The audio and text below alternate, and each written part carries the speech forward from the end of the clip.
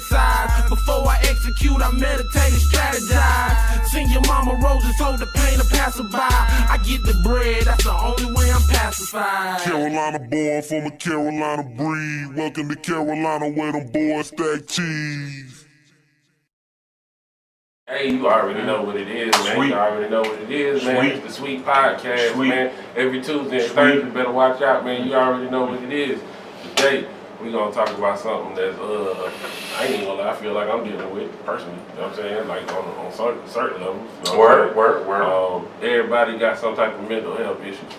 I feel like through this coronavirus pandemic, we need to go ahead and, you know what I'm saying, maybe get some people some identifiers, you know what I'm saying, of like who or what may be causing some stress or some mental health issues going on with you. You know what I'm saying? And I wanted to touch on this on the entrepreneurial side of things, because I feel like with your mental health side, if you're dealing with some shit and you holding it in, you can't really like perform at your highest level if you got some stuff that's like a ball and chain on you mentally. You understand what I'm saying? So yeah, that's the level I want to go. Word. I feel you on that. As far as the hip hop. As far as the hip hop side, man, I just want to speak on that. What's buddy name from Griselda, man? Conway the Machine, man. Them boys from New York. Hey, man, them boys bar for bar busting. You know what I'm saying? Like They give you some bars now. yeah, lyrically, man, they really go in, man. So I just kind of wanted to touch on that real fast. Let me see, I forgot who was producing that joint, man. It was a couple people producing that, man. We can touch on that. Yeah, we'll touch on that, man, real fast. But all right, back to the mental health side of things, man. I just wanted to,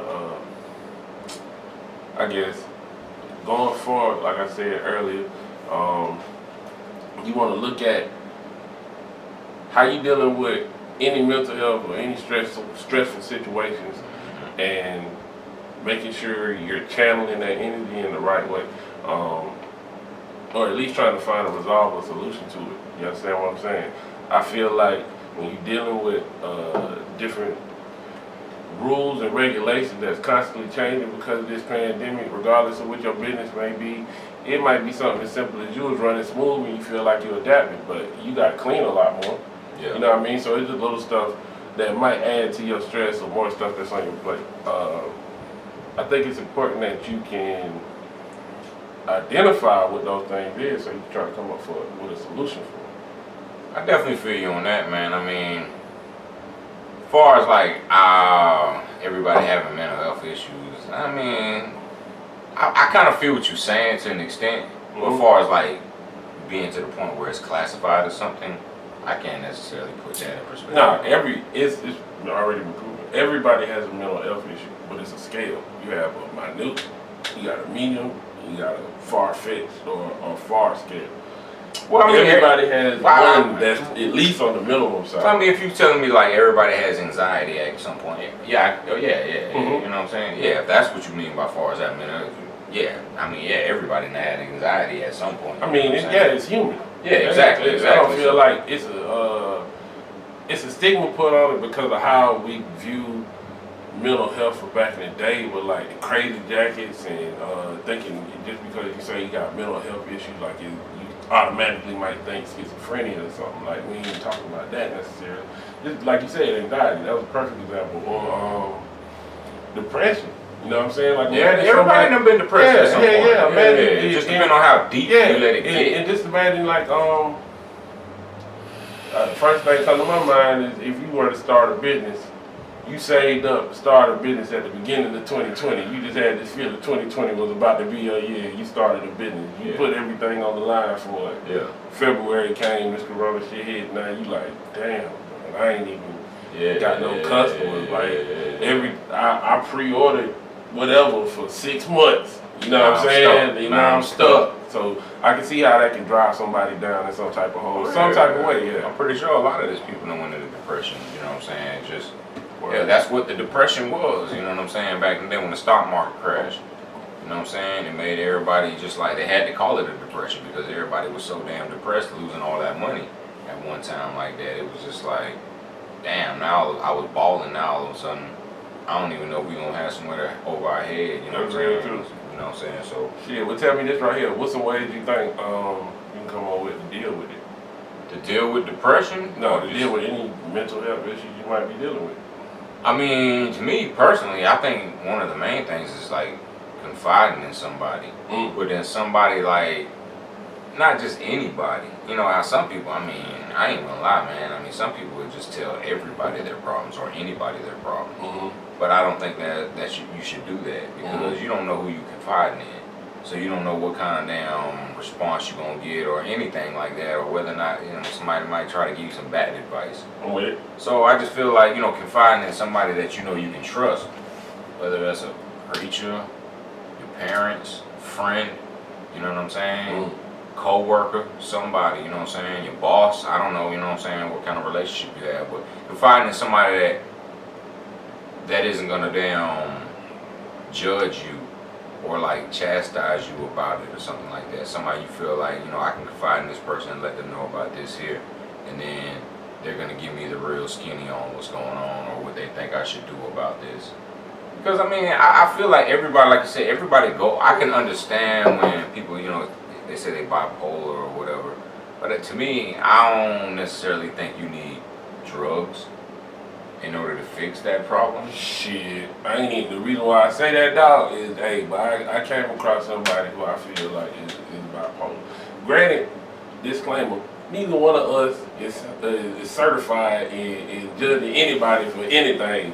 However, because we done read a couple articles or books in regards to this matter, I would say that I can probably comprehend what I read and then point out when I see it in real time with somebody. You know what I'm saying? And I done came across some people who have appeared to be bipolar.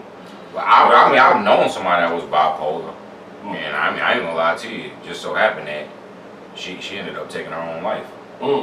But she was on like the pills and all that other shit for the longest and all that stuff. But I mean, to me, I think that exacerbated it. You know what I'm saying? You know, it made it more like where she was dependent on that, and if she didn't have that, it made it even worse, I think. You know what I'm saying? So it's just almost kind of like with, alright, so this is how I feel. You see a kid, they say is hyper, he's running around, right? Yeah. So all of a sudden now he got ADD, he needs to get on Ritalin or something. Yeah, right? Nah. Trust me, I'm like, Alright, man. I'm gonna offend maybe some people on this or whatever, man. But hey, look, you know, I gotta just speak from my heart, man. But like, you know, I'm a Christian, so I believe in spanking. You know, spare the rod, spoil the child. I feel like the parents that like don't want to spank their kids and then they let them run around and then they just figure like, well, I gotta find some kind of solution because I'm trying to ground Jimmy and he's not listening to me. And he does whatever he wants, and he's just wilding and yelling the whole time. Oh, let me take him to the doctor. If you would just spank that kid, but spank him in love, like that, don't just grab with the first thing you see and just start mauling him. You know what I'm saying? Like, nah, like my dad was military. So, man, if it was a spanking, there was no running around the house trying to catch me, do all this. There's no, go to my bedroom and wait for me. He come in, had a belt in his hand already. Alright, lay on the bed. However, you know what I'm saying, whaps, you know what I'm saying, I'm gonna get. Was no like, don't get it twisted. He wasn't like, pull your pants down and then he gonna whap me straight on my skin. Now, I'd have my pants on and then get, you know, spanking and everything like that. Oh, trust me, I felt it too, you know what I'm saying? Drill sergeant, you know what I'm saying?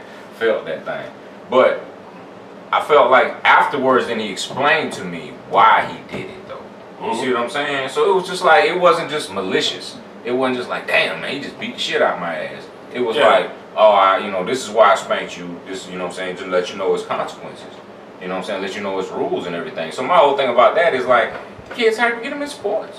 That's being honest with you. I ain't gonna lie, I feel like that's the key. Kids, especially little boys, I feel like they know different than like, for lack of better examples, I want to say puppies. You know what I'm saying? When you got a puppy, you got to let your puppy out and run about this, that, and the third. If you don't, they going to tear up shit. They gonna tear up shit. But you also got to train them to the point where it's just like letting them know, like, if you piss in the house or if you tear up something in the house, oh, you gonna get a spanking or it's gonna be rules or consequences for this here. Little stuff they like that. Gonna just, why would they know it's wrong? You kind of see what I'm saying? Little stuff like that is, I feel like you said, that's why it's not done maliciously. You got some people that just react, you know what I'm saying? Unfortunately, I done seen it because it's happening in public places. And if it happens in a public place, I can just imagine how it go down at home. You understand what now, I'm saying? I ain't gonna lie to you. Now, my mama, which she didn't spank us that often. Yeah. She normally be like, where your dad going? You know what I'm saying? Boy, but them few times in my life where she spanked us, oh yeah, she was one of those. Grab whatever the first thing she find and start swinging. But hey, me and my brother knew you can bounce and dip on mom. You know what I'm saying? Because if you can get away, you can get away. Pops ain't going through all that running stuff. You know what I'm saying? He gonna go to my room, you know, all military. You know what I'm saying? And explain it afterwards. Mom just gonna spank you. And then just go cry about it or whatever. You know what I'm saying? Afterwards or something. You know what I'm saying? I wouldn't play no game. I came out the mouth wrong, but. Oh yeah. I used to get the pinch though in public. My parents ain't smacked me or nothing in public, but I would get that pinch, boy. Pinch. Oh man, on the side of that rail, boy, that arm. Oh my God. Oh my God. Tell you now. Hey, but yeah, man, back to the mental health side of things, man. We're gonna wrap this thing up. I want to give y'all a solution real fast. Like, if you need to go to like a professional or something to get some type of help for any type of issue you're dealing with, I'm pretty sure hopefully you're in a situation where you got insurance, man, you can let somebody know at your job. I'm pretty sure HR got something going on where they can put you in contact with somebody because you might be dealing with something extra. If that doesn't work, you can Google telehealth. I just got put on this a little bit earlier today. If you Google telehealth, you can go through them. They got somebody that can do like a video conference with you, you know what I'm saying, and chop it up with you and get to the bottom of things. Or they might give you a phone call. And the differences between them, it was pointed out to me that if you contact telehealth,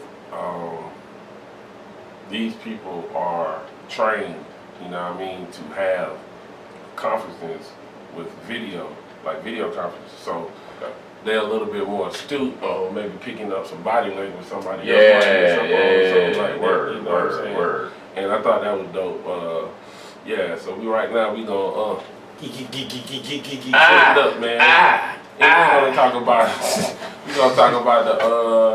the hip hop side of things, man. Griselda. At this point, man, it's Conway the Machine. Yeah. But everybody got to have heard about Griselda, man. These three dudes, man. You got the 38 Special Cat, you got the Conway the Machine, who we about to talk about, and then you got the Benny the Butcher, man. And these dudes right here is like three up north, new school. Well, you said it from Buffalo, ain't it? Yeah, new school, New York, from Buffalo, rappers, but bar for bars, man, like, they so old school with it when it comes to like their delivery and their style. Like, even when I let him hear some of that shit today, he was like, man, that shit sound like that Wu-Tang. Shit took me back to my Wu-Tang days. Yeah, it sound Wu-Tang. And maybe that's why I'm attracted to it, because I used to be a Wu-Tang fan, man, but I really like the fact that them boys, they not trying to sound like they from down south. They just giving you straight bars, up north bars, man. So I thought that was real dope, man. But if I had to say, matter of fact, it's Conway the Machine and Big Ghost. And if I had to pick one song on the whole jump, I would say it was, because it's 9 songs on there. Yeah. Fake Love, man. Yeah. If you're going to check the song out, check out Fake Love on the Strip. I'll give you that one. To me, I think that's probably the best track on the album. Word, man. Yeah, because the beat, the way he riding it, the bars, man, everything just synced together fire. Now realize, boys, you might want to check out the project. Beats. Yeah, you might want to check out the project because you might find something you like. That's just kind of what we gravitated to as we check it out, man.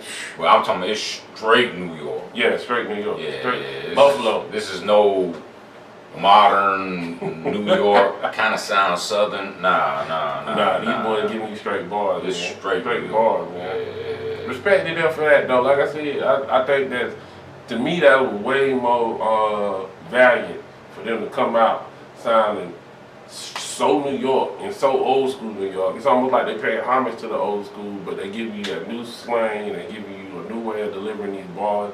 Like, Just. Well, I kind of respect the fact that they didn't feel like I need to coincide with what's going on right now. Nah, they wanted to do the music that they like to do. Yeah. And they just stuck with that, you know what I'm saying? And they done made a name for themselves. So my whole thing is, clap on that. But like I said, sit back and, they could have, we're going to do this whisper rap. We got bars, so we just got to dumb it down a little, throw a hot beat to it, man. It was like, we just going to try to make our way doing that. Ain't no need to dumb down that, man. Keep, right now, the way the game going, especially with down south people, down south artists, delivering their artistry in so many different types of ways, man. It's refreshing to hear some up north cats rap like they from New York and be actually giving you them type caliber bars you would compare some of the New York greats to.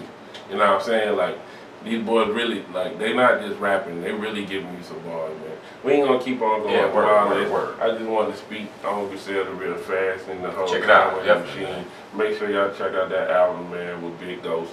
They signed with Shady. They got some type of other deal with Rock Nation. So they plugged, and I'm pretty sure you're gonna hear a word if you ain't heard. Like I said, you want to hear something different, man. You know what I'm saying? Word. You ain't heard nothing about You ain't never heard of them, check them out. You know what I'm saying? Sweet podcast, man. Appreciate y'all tuning in, man. Y'all make sure y'all hit the like, subscribe, man. Y'all hit the share button, man. It's episode 49, baby. One more, man, for the big 5-0. Make sure y'all stay tuned for that. Welcome to Carolina where them boys stack cheese.